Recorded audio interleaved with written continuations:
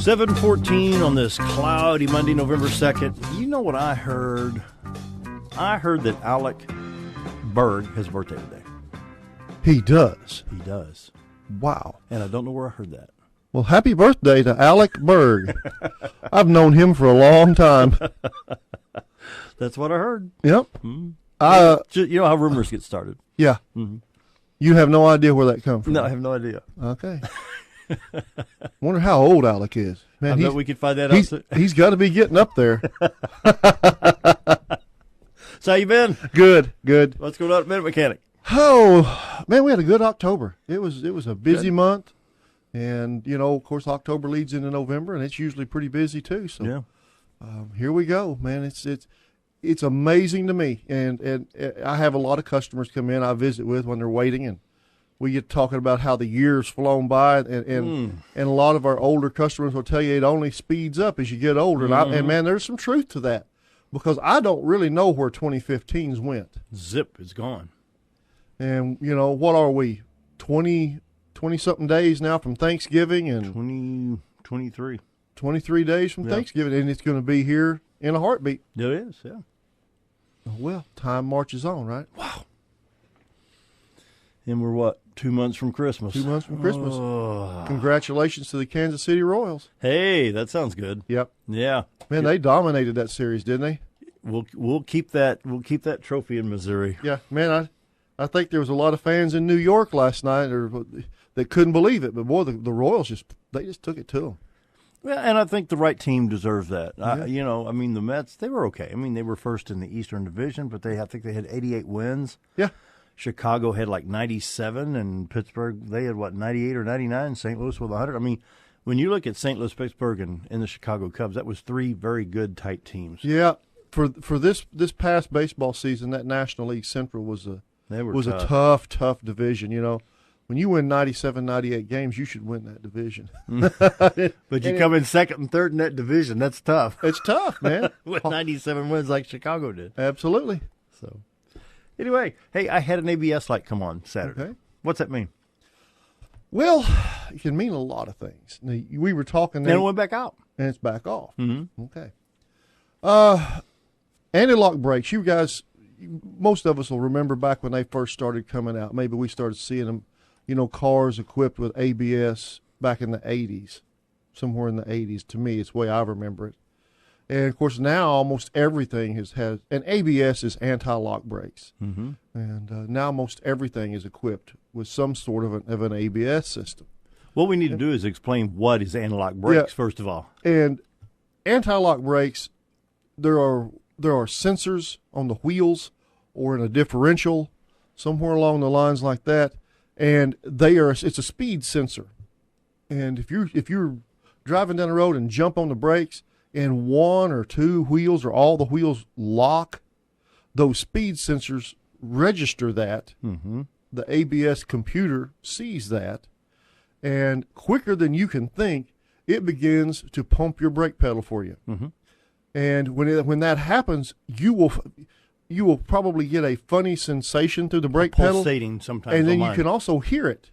You know, it's kind of a growling noise. Sure. You know, you hear that thing, and that is that modulator, and it's going many hundreds, if not thousands times, you know, per second to do this. Mm-hmm.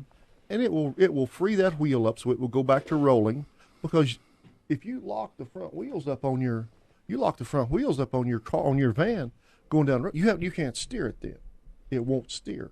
It's like being on ice, you know. Oh, yeah. And you see something and you're driving on a slick road and you step on the brakes with ice on under your tires. You can't steer it. You got to let off the brake before it'll actually be able to direct the car. So ABS is a good thing.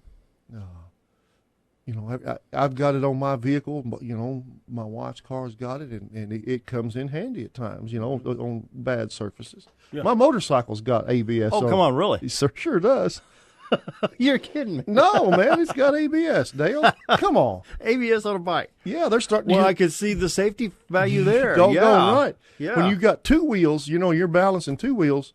You see where ABS is a great thing. And so anyway, having kind of described what ABS is, with you having a light that came on and went off, Apparently, there was your ABS computer detected some sort of an issue. Who knows what it is? Yeah, I was coming back from Fayetteville Saturday evening. It was just starting to get dark, and bing, it came on. I still but I was halfway home. I don't know. But when the ABS light comes on, you're not losing your brakes. No. There's a brake light and an ABS. The ABS means the anti-lock brake system has a malfunction somewhere. Right. But that does not affect your standard brakes, the service brakes on that vehicle. They'll still work just fine. And I know my Chrysler products, if the brake light, not the ABS, but the brake light comes on, check the fluid level in the master cylinder. Yes. Most vehicles are that way. Are they? If a brake light comes on, especially if you're coming up to a stop sign and you hit the brakes and the brake light flickers on, or if you're going around a corner and the brake light comes on a little bit, that's a pretty good sign you've got some low brake fluid. Yeah. So top it off with brake fluid, and most likely that'll go out. If you have to do that, then we need to look for leaks, and we also need to look out for worn-out brakes if your brake fluid is low. Right. Because that's a sealed system. Mm-hmm. And if it's low, we need to look around and see what the cause of that is. But your ABS light that came on and went off, apparently the computer picked up some sort of a malfunction. It could have been a bad reading from a speed sensor. It could have been something in the modulator. It's hard to say. No, with those being exposed to weather elements, could it have got oil or water? Because it was a little bit rainy. It wasn't just pouring rain. Yeah. But we had some rain. Well, maybe those things are a magnetic pickup, and it takes a lot to affect. Have to lose that magnetic signal. Yeah, it takes a lot to affect that magnetic signal. So that's a magnetic impulse. So it's a toothed ring. Yeah, okay. You know, it's kind of like the crank sensor on your car. It's a toothed ring with a sensor that goes down, and it's a magnetic reading. You know, and it takes a lot to affect that. As far as like weather conditions, I don't know that water would do it. I don't believe so. I wouldn't think. No. Maybe if you had snow or ice packed up in there, I don't know. Maybe. But whatever the problem was when that ABS light went off, then whatever it was a glitch. Yeah. Maybe I would almost be more inclined to think maybe you got a little bit of water in one of your connectors in a weather pack connector or something. Yeah. Some water got into somewhere and maybe caused a funky reading, and that's that self-corrected maybe. It could have been an issue in that modulator. You know, the ABS modulator on these vehicles is a pretty complex system, you know, especially when you got 4-channel ABS where it can pump each wheel individually. Yeah, yeah. That gets good. Yeah, now that's something else on these newer vehicles. I don't know if my Chrysler's that way, but I think on mine's an 02 Town and Country, the left front wheel and the right rear wheel are on the same chamber of the master cylinder and vice versa for the other. That way you don't lose front or rear in the event of a broken hose. Yeah, you keep a little bit. But now with the anti-lock brake system on there, snow and ice, of course, and let's say I'm coming to the stoplight, I'm coming a little bit too fast, and I hit the brakes, and you're going to get that pulsation in the pedal. Sure. You know, and what that's doing, that's keeping the vehicle correct, you know. Right. It keeps the wheels, it does everything it can to prevent lockup. Yeah. You know, we've all seen the videos, or probably done it ourselves, where in the past you jump on the brakes and you leave big, long black marks out behind your car where the tires have locked up and skidded. They have proven, one, with a properly functioning ABS system, you can usually stop quicker if you don't have wheels locked up and sliding. Well, the theory behind it was... Plus, you don't have any control. Yeah. You don't have any traction, even if you got brand new tires, and let's say that I had that big old 57 Chrysler with the big engine, say I'm doing 80 miles an hour and lock them up. Once you start squealing the wheels, you've lost control. Mm-hmm. And even though the tires are squealing on the pavement, I can't steer. So you're really at the mercy of wherever the car wants to go in the skid. With the anti-lock brake system, it starts backing the pressure off of each wheel to make sure you maintain stability and get stopped, because that's where the traction is at. And it only backs the amount of pressure to the wheels off just enough to stop, to get the speed sensor to working again. Yeah. You know, to let the wheel roll, and it still provides the maximum amount of braking force on the rotors and pads that you can get without locking the wheels up and sliding them. Yeah. And so if you have an issue with the brake light or the anti-lock brake system light on any vehicle, Ford, General Motors, Chrysler, even Ford, are they the same as Ford, GM, and Chrysler? Don't get me started lying. I know that we deal with some of the Asian cars. We've worked on a little bit of ABS with sensors and things like that. on Asian cars, but we don't get off into European stuff much. Really? Nope. We've replaced, a lot of the vehicles now, your hub assembly, we talk about a speed sensor. Especially, man, probably in the last 10 years, I'm going to say, maybe more than that. Your ABS sensor on a lot of them is embedded into the hub assembly. Mm-hmm. So Thank you end goodness mine's not. Yeah. So then those hub assemblies are high. Yeah. Well, GM's pretty good about that stuff especially on the rear wheels on some of the front wheel drive cars. I remember that. ABS sensors will be buried up embedded into the hub assembly, and it ends up having to put the wheel bearing and all in there to do that. Speaking of hub assemblies, I went with the new Timken bearing on mine. Yeah. Because the old roller bearing that Chrysler had designed was similar to the style of the early 50s Chevy trucks, where it's just a ball bearing in a hub. Timken has designed the new hub assembly where it's dual tapered bearings inside the hub, so you get a more of a what's the word I'm looking for? You get less stress at the 6 and 12 o'clock position on the bearing. Mm-hmm. You talk about quiet; those are some good bearings. Yep, I believe they are. Yeah. But that's what we get into. Sometimes on those ABS sensors, you do have to replace hub assemblies. Not all the time, but sometimes you do. Mm-hmm. And again, like we said, if your ABS light's on, man, it doesn't mean your brakes are going out. It doesn't mean you're not going to be able to stop. It just means that if you were to encounter a slick surface and jump on the brakes, you're probably going to get some wheel lockup and skid. We check those things for people. We have a scanner that we can hook up and go into the ABS system on these vehicles and see what's up.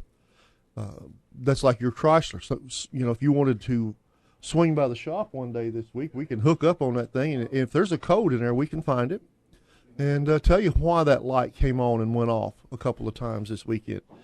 And generally, does it set a code? Probably, most likely. Generally, Dale, when you get a light starts coming on and going off like that, it's eventually it's going to come on and stay on. Yeah. It'll eventually be a permanent fixture on your dash. So come by one day and let us hook up to it. There are several things I need to check before I take off for Nashville on the 12th. Yep, and let's see why that light came on. It's about time for me to double check that front end alignment too. Shouldn't that be done about every 6 months? Double check your front end alignment. That's what a lot of people recommend is about 6 months, have it checked. Mm-hmm. And generally speaking, if you had your alignment done, let's say in June, and January you have it checked, if your car's been operated normally, it's probably going to be fine. Mm-hmm. People that drive a lot, put tons of miles on, people who live on rough roads, older vehicles, things like that. Now that changes it a bit.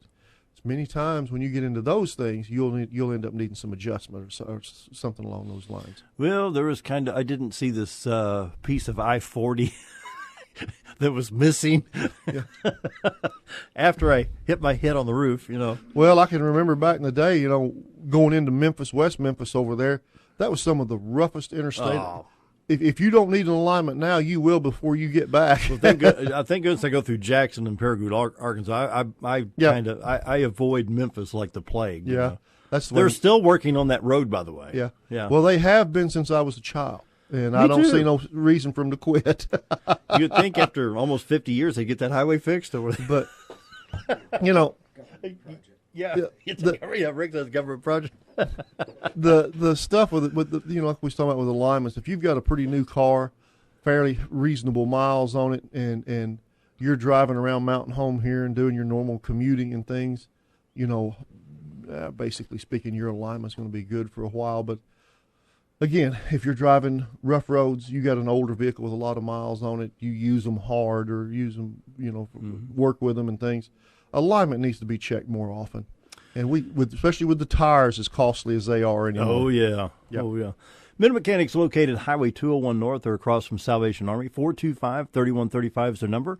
They will be closed on Thanksgiving Day, the 26th, and... Good chance we won't be there Friday either. We've kind of gotten into a habit of doing that, and it's nice. It's a good thing. So let's plan ahead to get all your maintenance ready to go before the Thanksgiving holiday so the guys can have a 4-day weekend there at Mid Mechanic. All major brands of motor oil, top-grade filters. Give Mike and gang a call, 425-3135. Once again, they're on Highway 201 North across from Salvation Army. They'll be there 8 to 5, Monday through Friday this week. Yes, absolutely. That brings us up to news time. Be right back.